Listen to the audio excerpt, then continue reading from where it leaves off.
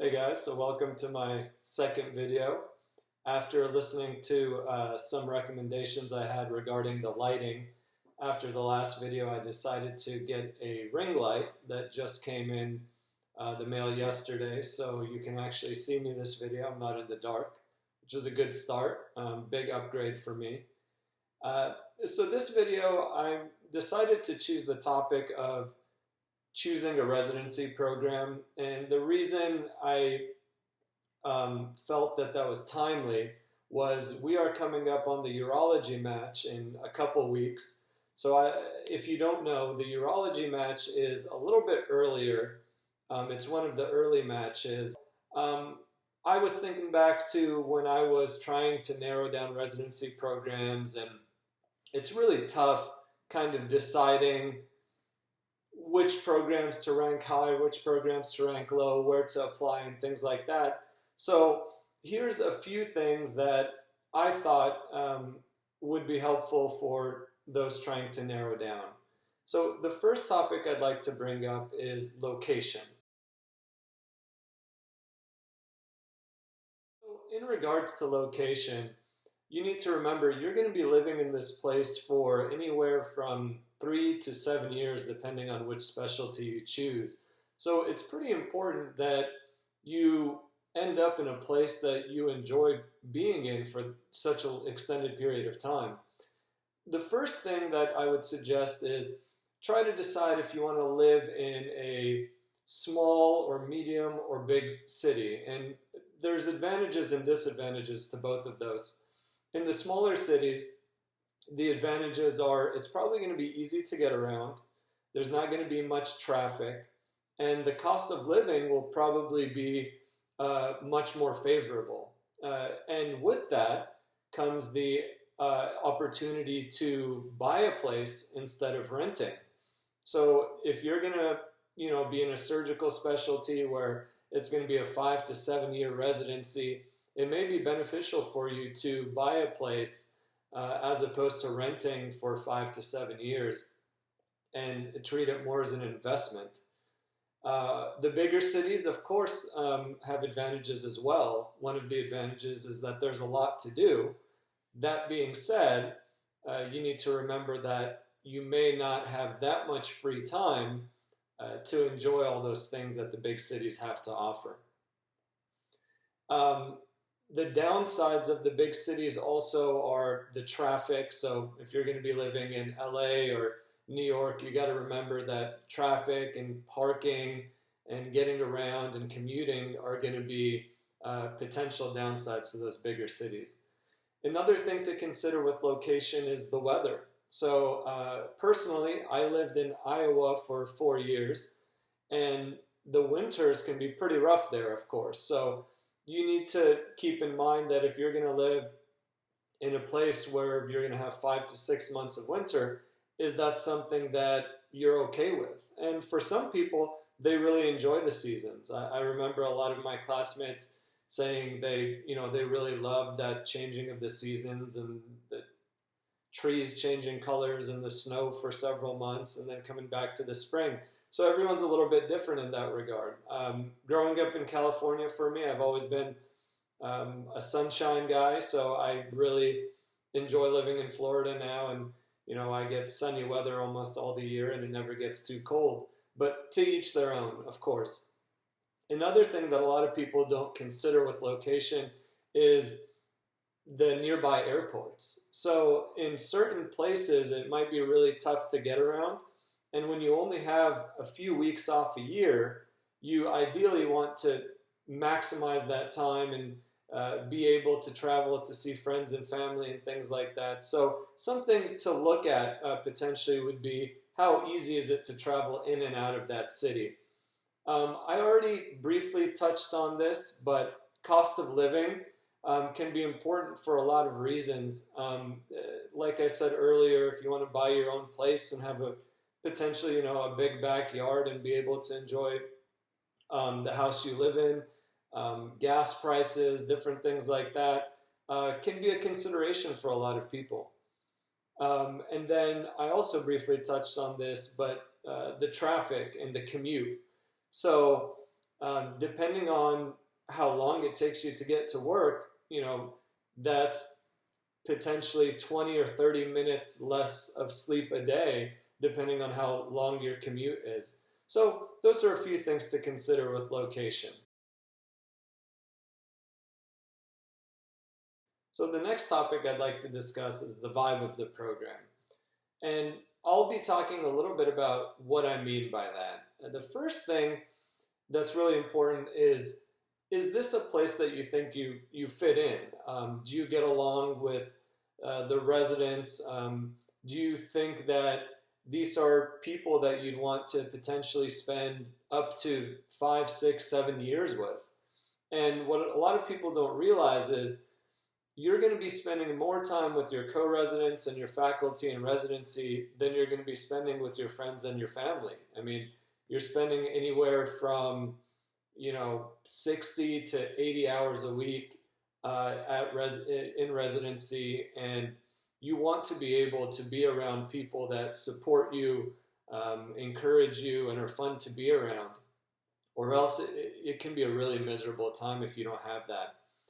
So something to try and look into is the relationship between the residents and the faculty, and also the residents and the staff, and just people that they interact with throughout the day. And the tough thing about this now is with these virtual interviews, you don't get as much of that feel than you would in in-person interviews.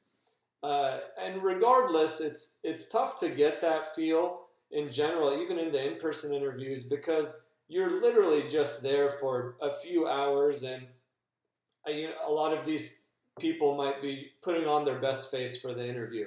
So it's tough to get that, but you want to do your best to try and get that feel. The next topic I'd like to discuss is the call schedule. And I think this is really important and often overlooked by those applying to residency programs. The first thing you want to sort out is what type of call are these residents taking? Is it a night float? And in my opinion, when I was ranking programs, I actually prioritized the night float programs. And let me tell you a little bit why. So when you're on nights, it can be a little lonely or polarizing, whatever you want to call it. You're working at night and everyone else is asleep at night, and you're sleeping during the day. But that being said, it's a huge advantage because when you are working during the day, then you're not having to stay after work until the next morning being on call. On the flip side, if a night float program doesn't interest you, then you want to figure out, for those taking, call, is it going to be Q3, Q4, Q5 call? How often are they working weekends? How often are you getting golden weekends? So these are things you really want to sort out. And especially with much smaller programs with less residents, sometimes their call schedules can be pretty brutal. So you want to look into that. Also, how does the call schedule change from year to year? So when you're an intern versus a third year versus a fifth year, does the call schedule get better? Does it get different? So those are things you want to sort out.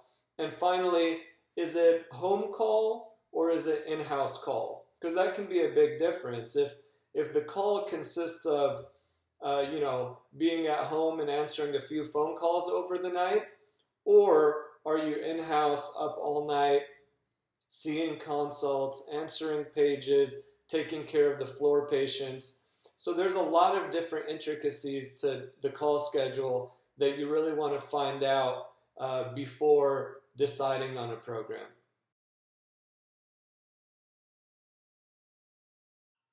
So this next topic I've grouped under the title Academic Aspects, and I'll go into a few details here.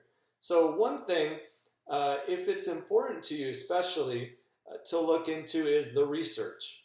And what I mean by that is, does the program offer their residents plenty of research opportunities if they want to publish papers, if they want to build their resume, And depending on the programs, you may have a lot of support and a lot of opportunities, and the attendings are open to bringing on residents onto their studies, and other programs not so much. So if it's something that's important to you, I would definitely dig into that and find out before picking programs. Another thing is fellowships.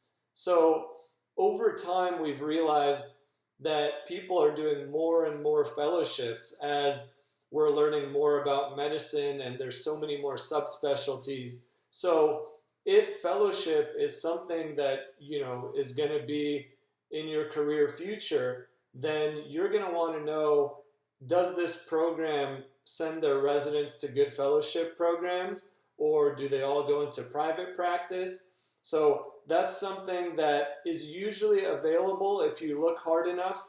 And if not, I would just ask, bring that up. I think it's a good question that not a lot of people tend to ask at interviews.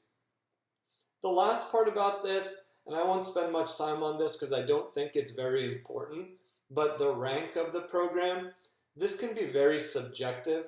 So some people look at US News, World Report, some people look at Doximity.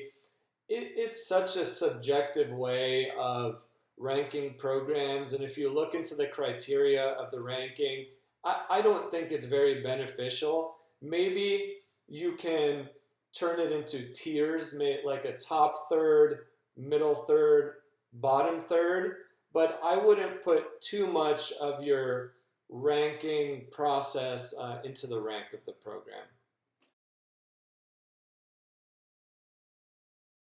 So this final category is training experience.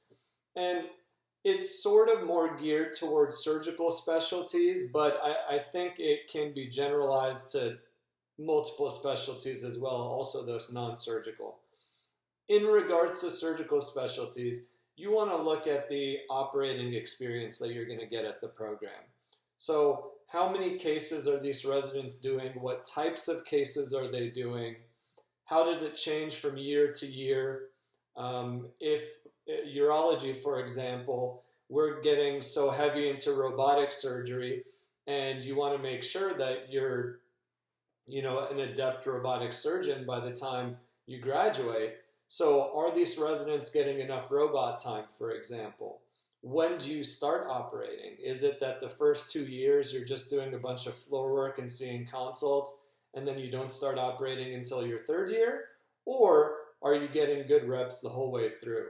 So I would try and find out a little bit more about the operating experience that residents have at these programs before setting up your rank list. Another thing that's overlooked sometimes is autonomy. And this can, generalize across all fields. How much responsibility and autonomy are these residents getting? Ultimately, you're going to be practicing on your own, and you're going to need to know, what are you going to do when there's not somebody right behind me telling me step by step what to do? So are you getting that experience where you're on your own, using clinical decision making, trying to figure out the next steps, and ultimately that's going to make you a stronger physician and more adept at your job. Well, thank you all for watching this video. I hope it was helpful, whether it be to those that are soon to be applying to residency or those that are working on their rank lists before the match. I do want you to know this is not an exhaustive list. Each applicant is unique and they have different priorities, and there's several things to consider. But I wanted to give just a little bit of background on things that can be important to a lot of applicants and things to consider if you weren't already considering. So I'd like to give a quick shout out to Stephanie Stenner, our program coordinator, that made these awesome shirts, the UF Urology Stream Team shirts. I'll be rocking this all day today. And for those of you that enjoyed my video or think that other people might, please like, subscribe, leave me some comments and share with your friends. And I'll be looking forward to the next video. Thank you all for stopping by.